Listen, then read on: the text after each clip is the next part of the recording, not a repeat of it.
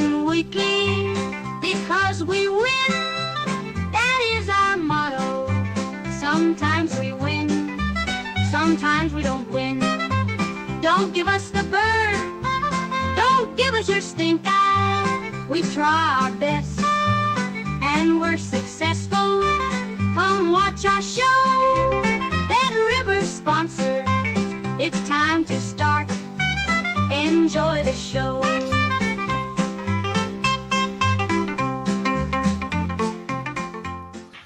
Well, good day to everyone. It's Betting Weekly Live. It's Wednesday, the 13th of November with Steve Wyss.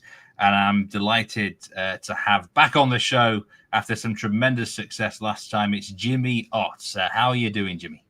No pressure, huh, Steve? It's like routine. That was back in MLB, the MLB playoffs, and that wild game between the Guardians and the Yankees, and that was a good one, a tough one to lose on the total in that one. It was going really low, but then the Guardians pulled it out with the walk-off home run. So a lot of fun, man. And that was when the Saints also were just so depleted, man, against the Denver Broncos. So if you remember, I mean, they were basically playing with the JV. They fired the coach. They got a couple of players back, key offensive linemen, but still way below a full roster down in New Orleans for the Saints. Yeah, I mean, how about this? 6-2 you were on your plays last time you were on. Denver -2.5, best bet. They won by 23. Absolute slaughtering. Denver field goals. Knicks under yards in the baseball. You had the Guardians on the money line in that crazy finish. Under 4.5 Schmidt. Strikeouts as well. I mean, you were on fire. Home run as well for, I think everyone hit a home run, didn't they, in that game? But yeah, Judge was your recommendation, and he fired. So, yeah, I say no pressure, but we're looking forward here to, we've got some NBA plays from you, and then a deep dive into Thursday night football. A really interesting match tomorrow. Commanders go to the Eagles in a massive divisional game, but we are going to start with the NBA. Welcoming everyone, by the way. Rick and Min, good to see you. Nigel as well. And I've got 3 matches there on the graphics because these are fixtures that you've got some plays in, Jimmy. OKC Thunder, the first match against the Pelicans. Big handicap here on the Thunder, -14.5. But you think that this handicap might not be enough on the Thunder? No. I mean, this is a complete mismatch. I mean, Oklahoma City was upset in the Western Conference playoffs by the Dallas Mavericks in 6 last year, and that was a tough one for them to swallow. I mean, this is a team that could have challenged, could have created more competition for the Denver Nuggets than we saw in the finals. But so they're hungry. They've got a deep young roster. They're going to be tough to beat in that division again. And 14.5 is just an enormous amount of points. But nobody's been hit. You know how the Saints were they were playing with their JV. Well, yeah, the Pelicans are playing with their freshman team right about now. Wow. 7 of their main rotational players are out. This is a team that's been kind of on the cusp, barely making the playoffs or not making the playoffs. So they made the play in the last 2 out of 3 years. And there's a lot of pressure on their front office, but Zion Williamson is out, and a host of others. And even their little spark plug off the bench in Jose Alvarado, he's the latest to go out with an injury with a hamstring. So he'll be out for several weeks. 7 of their main rotational players are out. I'm looking for a first half line on this, but if there's not a first half line that comes available later on at Bet Rivers, just play it, and maybe even, you could put a middle when you get that line gets to 20. I just don't know how they're going to keep this deep, young bench off Oklahoma City from really running it up. The Pelicans have been losing to some of the weaker teams in the league. They lost to the Nets earlier this week at home. So this is it. Same city, same ownership. The Pelicans are owned by the Saints ownership as well, Miss Gail Benson. But man, this is just you going into a sword fight with a pop gun, man. Oklahoma City again. I'm a dog player usually, but I'm gonna pounce in the week here right now and lay the 14.5. But look for it to get up to about an 18 or 20 point lead and probably hedge back or middle back half of my bet in that, because I don't want to get backdoored on this thing with their bench, playing, the last 12 minutes or so, and get backdoored with the garbage time. So looking for Oklahoma City to build a big lead and create a middle opportunity here. Yeah, minus 14.5 there on the Thunder. Could well be a mismatch, certainly when in the first 2 or 3 quarters. The Grizzlies against the Lakers here for the next bet of yours, Jimmy. You liked the favorite in the last match, but this is where you're going in dog territory with the Grizzlies. Plus 6.5 is what you're liking in this game. What's to like about this dog? Well, Ja Morant is out, but I mean, he's been out a lot over the last couple of seasons for the Memphis Grizzlies. I would take a completely different approach, Steve, when we're talking about the postseason. I mean, this team needs him in the postseason, but in the regular season, this team is more than conditioned to deal without him. Odds makers have told me that they move it 3.5 points, and I think that's a favorable line. We've been backing Memphis when Josh Morant is out, so they have 8 players in double digits. They have a deep rotation. Like we said, I mean, as far as a star player for a team, I don't know if anybody's missed as much time as Josh Morant has been with the Memphis Grizzlies. This is actually the back end of an ESPN doubleheader. That Oklahoma City Pelicans game is on first, and this will be the back end of that doubleheader. So looking for a really tight game in this one. So I love normally it'd be about a 3-point spread. We'll take the extra 3.5 plus 6.5 with Memphis without Ja Morant.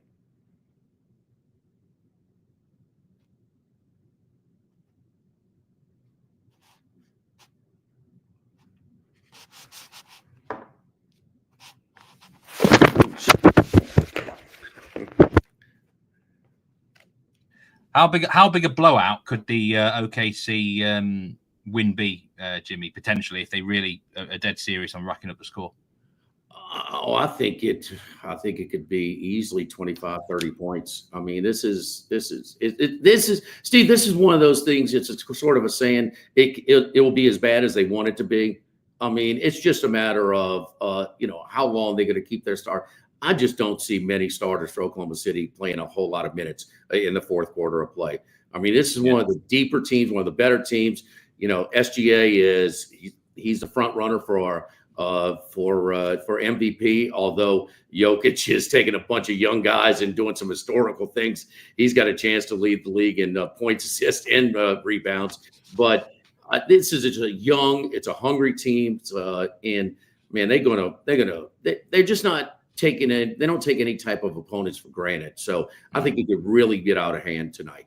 Yeah, let's hope so. Let's hope so on that handicap. There's another match that you're very interested in here. Suns and against the Kings, and you're back in favourite territory here now, Jimmy. This is a handicap. It's listed on the screen as minus 7.5, but you can, of course, use your alternate line, and you're looking at a minus 6.5 here on Sacramento here against the Suns for your third NBA pick of the day. These are all today's matches, of course. What I love about Bet Rivers, though, is the sliding scale where you can buy it buy it off of a half a point. It's something I'd love to do in college basketball, not so much in the NBA. But this line has moved a little bit, and you're seeing some support coming in for Sacramento because Phoenix, a couple of reasons. Phoenix is on the back end of a back-to-back. No problem taking care of Utah, one of the weaker teams. I mean, the last seed in the Western Conference right now. But the Suns are also without their leading scorer in Kevin Durant. So Durant, we're wondering just where he was at this stage of his career. Man, he was outstanding in the Olympics in Paris this past summer. So he really did play well in the Olympics. And, it's carried over to this regular season with the Phoenix Suns so far. But they're without him. And so Sacramento in this spot, I think, can take advantage of that one. So I like Sacramento minus the points at home against Phoenix, coming off a back-to-back without their leading with the Suns, without their leading scorer, Kevin Durant. Stay tuned for a deep dive into Thursday Night Football, Commanders at Eagles. You're watching Betting Weekly Live with Steve Wyss and Jimmy Ott. And we got you delving into the futures market, Jimmy, for the NBA as well. And you've got a divisional bet for us here. And this is in the Southeast Division. So win that division. And really, it's a 2-horse race. So it looks a 2-horse race with the betting. Orlando Magic minus 106, Miami Heat plus 110. which side are you going to be favoring here with your futures bet to win that division? Well, I like the Orlando Magic, and I think you're getting a great price at Bet Rivers right now. It's minus 106. I've seen as much, Steve, as minus 145 out there already on the Magic. Magic kind of broke through and got into the first round where they lost to the Cleveland Cavaliers, who's undefeated. The story of the league so far, 12 games in. And also Miami, boy, what about the veteran coach Eric Spoelstra calling a timeout without any left in a tie game with a second and change to go, gives Detroit a couple of free throws. And man, he was devastated with that decision. But I like the Magic, and this is, again, it's a team on the ascend. It's an organization on the ascend. Paulo Banchero, number 1 overall pick a couple of seasons ago. He's been a big hit. You never know how some of these draft choices are going to pan out. He's a big hit, and he's just getting better. And they've surrounded himself with some good young talent as well. And what I like is also the recipe I look for in these divisional bets for the NBA is young teams that are hungry. I've also looked at the Houston Rockets a little bit. A few years ago, before Phoenix was kind of established, they were a long shot to win the Pacific Division.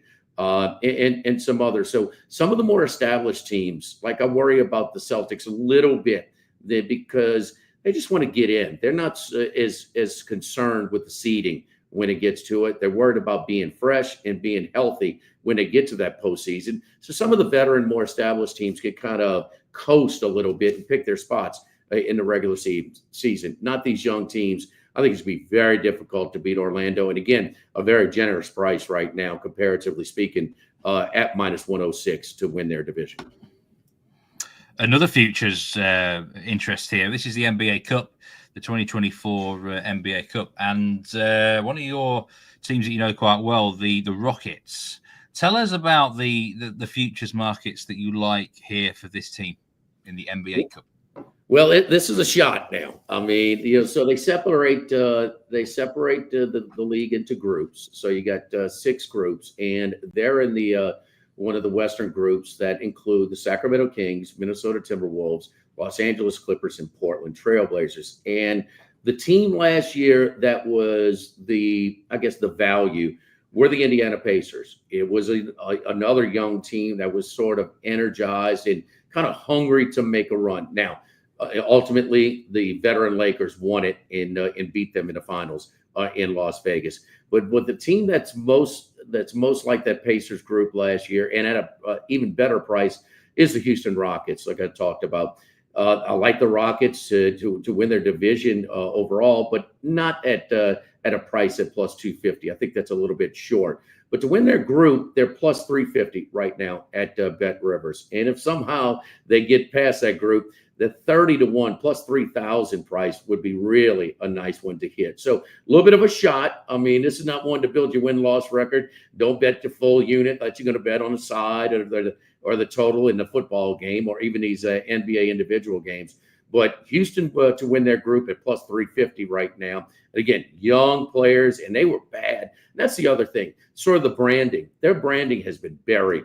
We'll get to the branding with the Washington Commanders too, because they've been profitable because their branding has just buried their point spread value as of late as well. But the same thing with the Rockets. They've been so bad for so long that you have to go back to those teams that duked it out with the Golden State Warriors when there was a lot of it was just a high scoring, all offensive type of thing with James Harden and some of those other guys. But they've done it the right way. They built their draft capital and they made some hits in the draft, and they've got a couple of college players, a couple of G League players, a couple of guys that have come over from other teams. They're deep, they're young, and they're hungry. And this type of tournament means a little bit more to them than, say, like the Celtics. Celtics, I think, are a pass. If you're going to bet this, if you have to bet it, stay away from the Celtics. They got their ring. They're way more concerned with being in position for that. Again, with some of these younger teams, and they remind me a lot of the Pacers, who are one win away from taking this thing last year. Yeah, so just to remind people, the 3 bets today in the NBA from Jimmy: OKC minus 14.5 on the handicap, Memphis plus 6.5, Sacramento minus 6.5, and in the futures we've got Orlando Magic to win their division at minus 106, and the Rockets to win their group in the NBA Cup, plus 350, and a shot at 30-1 on the tournament outright. We just going to go through some breakdowns. The biggest NBA bet of the day from the traders at the time of going live, over 22.5 points. Significant four-figure bet. Thunder against the Pelicans. That is a big NBA bet today. And quite a big bet on the Thunder, just straight on the money line as well. No real surprise there. We've got to go into NFL now. Thursday night football. This is a big match tomorrow in the NFL. Commanders at Eagles. And Commanders plus 140. Eagles minus 177 on the money line. We've got a handicap. Although, again, you can change your line here. Plus 3.5 on the Commanders is minus 114. Points line at 48.5. And I mean, this is very much your territory, Jimmy. A crucial divisional battle here in the NFC East. Where is your money in this game? We've got loads of bets to talk about, but straight away, let's just start with the actual spread here. Which team you favourite? Well, you have a team that's established and has gone to the playoffs just about every year, got to the Super Bowl, and was very close to beating the Kansas City Chiefs. They imploded midseason last year and got routed in the wild card round down in Tampa Bay. But they've kind of steadied some things a little bit. They had some injuries earlier this year. A.J. Brown is a difference maker, him being in or out of the lineup. And, I mean, he is a security blanket for Jalen Hurts. Hurts was a turnover machine early, but all of a sudden the Philadelphia Eagles have gotten healthy. Their tackle was out for a while as well. And they've won 5 in a row now. Washington had won 7 of 8, and to me, the story of the year, the rookie quarterback. And listen, it all depends on what supporting cast you have. You could be as terrible where you have no offensive line, no running game, and no protection as well, like Bryce Young with Carolina, and poor ownership as well. But then you can be like Caleb Williams in Chicago when you have zero protection. They're constructed like a flag football team where they're heavy on skill players and wide receivers and quarterback, but no linemen. And I mean, there was just no protection. I don't know what an offense coordinator can do midstream, limited at best, I would think. But Philadelphia, I think the more established team on this quick turnaround they're just supposed to be in these big games a little bit more. Jaden Daniels is going to be, not just because of the supporting cast, but he's going to be the best quarterback of this class. I mean, he can throw to all quadrants. He throws a much better deep ball than Caleb Williams. And when you have to defend all of the areas of the field, it doesn't allow you to cheat on some of your preferences. Skill position guys are okay. McLaurin has had how many 1,000-yard receiving years from guys that are been journeymen at best, quarterbacks. So he's really good. But after that, it's limited. They had a nice 1-2 punch, but Robinson comes into this one banged up. Is he going to play? We're not sure. We'll have to see the inactive list about an hour and a half before kickoff to see, but he's still not going to be as effective as usual. So, and I look at the Washington offensive output last week against Pittsburgh, and I wonder if it's just calming down a little bit. Only 242 yards of offense last week against Pittsburgh. It was a tough loss, 3rd and 9 conversion by the Steelers. They were up 6 in that one, and Wilson found the man coverage and dropped it in the bucket to the newly acquired Michael Williams. So I just like Philadelphia in this spot. I know it's a public click. I know we're paying a premium price as well. It was -3 with a little juice. Now it's 3.5. And that 3 is just too important. So I'm willing to pay the 125 juice to get Philly on -3. I could easily see this thing falling 3, but I think Philly's just much more used to this stage than Washington. I've been in Washington a lot, South Louisiana, covering Jaden Daniels a lot. And he is, when you win a Heisman Trophy in college with a 3-loss team, that takes a lot. And that's how special he was in the toughest conference in college football. So he is a cinch to be the offensive rookie of the year this year. And I think everything, man, they cleansed that thing from top to bottom. Ownership, coach, coordinators, the draft pick. And, Quinn also took advantage and pulled in some of those Dallas Cowboys and that cut into Dallas's depth to fill out his roster as well. His team's on their way to the playoffs. I've got them to win the division at a nice price. But tonight, I think it's going to be a tough spot against the veteran Eagles. So I like the Eagles -3, -125 right now at Bet Rivers. Yeah, Eagles -3 is the pick from Jimmy there. Min Chung says Eagles show their experience here. I mean, that is a big thing, on a short week as well. This is something Jalen Hurts is used to. And Daniels, is obviously a rookie, isn't he? So that's a big thing. I can tell you now, the money is, of course, unsurprisingly, on the Eagles for this game. 92% of the money. But there is a notable wager, 13,000 on the Commanders plus 4.5, which is interesting. The most backed anytime touchdown scorer is Saquon Barkley at -195. 3% of the total game handle there. A player you like in the touchdown market, we've actually got a graphic here for the first touchdown scorer and anytime scorers here. And we are looking at McLaurin on the angle here for the Washington Commanders. I dug a little deeper into the menu here, Steve, and I don't know. I think Washington is going to be limited to how many touchdowns they can get. They have not been great in the red zone, and without a 100% Robinson, that really cuts into it as well. But instead of McLaurin at 10-1 to be the first time or plus 150, at Bet Rivers right now to be the next Washington TD. So the first Washington TD, he's at plus 410. They have a great rapport between he and Daniels. Daniels doesn't go deep often, but what he does, he doesn't miss.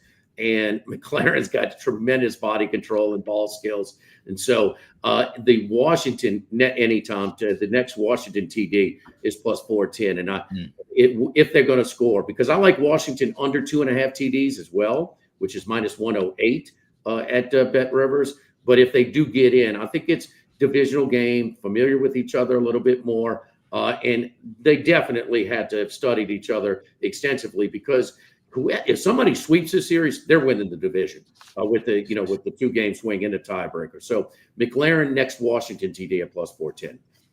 That's a very interesting angle, basically to score the next Washington touchdown. Also a bet that you just said there, Washington under 2.5 touchdowns at -108. That's a pick from Jimmy. And now the halftime, full-time market. This is a very interesting bet that you've got here. 7-1 shot on Washington to be leading at halftime, but Philly to win the match. So what's this reasoning? Washington come out quite hot and then just fade? This is one of my old NFL angles, and the team coming off of a loss usually has a little bit more focus early. The teams that coming in on a win, off of a win, especially a decisive win, like they did down in Dallas. Now, Dallas is undermanned, okay? So that's sort of expected. Philly should do that. But still, it is the recency bias. And you're seeing some of the public support. And I agree with it as far as the overall game. But I could easily see Washington jumping out to a lead. Also, Daniels is hard to simulate on film. I mean, his speed and his ability to throw everywhere. He just doesn't get caught when he's scrambling as well. I mean, he is the next fastest guy to Lamar Jackson in the league. And so I think that could catch Philadelphia by surprise. I can easily see Washington getting out to a lead and then the experience taking over for Philadelphia in the second half. Halftime, full-time, plus 700. That's worth a price for me. I look for these a lot in these similar situations, especially, kind of fading the recency bias. Teams, again, coming off, and it fits this week. Finally, Washington failed to win and failed to cover as a slight favorite last week against Pittsburgh, and Philadelphia winning 5 in a row, especially decisively last week against Dallas. So halftime, full-time, Washington have the lead at half, Philly to win the game, plus 700 is available right now. Before we go, we've got a futures bet from you in the NFC West division. I'm really interested in this one. You got 2 futures actually regarding this team, the Cardinals. Last time you were on the show, you said you would have a free $10 bet on the 49ers to win the Super Bowl, but you're actually going against the 49ers in the division here because you like the Cardinals to win it, and you also like their head coach, Jonathan Gannon, at 8-1 to be coach of the year. Talk us through the Cardinals quickly. I think that, this was a low-profile hire. It did not get as nearly as much attention as some of the other hires in the NFL. but this team is completely different.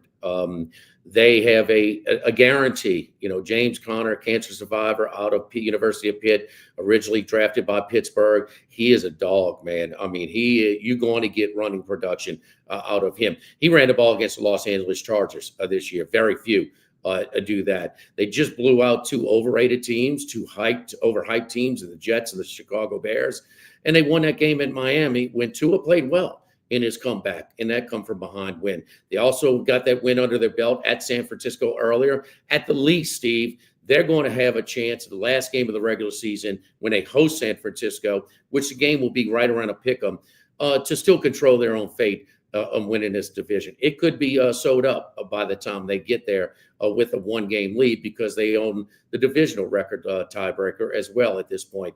But it's all about, in also Harrison, the rookie from Ohio State at wide receiver, given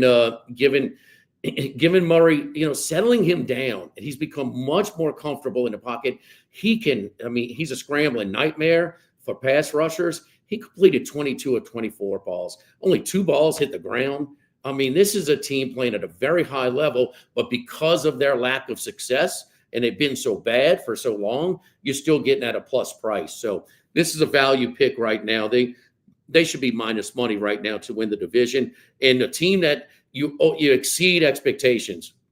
If they win the division, when you have a team like San Francisco, who was forecasted to be the best team in the league, the best team in the conference in the NFC coming into this year, he's going to get a lot of attention. So two-prong a bet here. So plus 130, I like a lot, but plus $8 if they win that division, if that does hit, he's got a shot.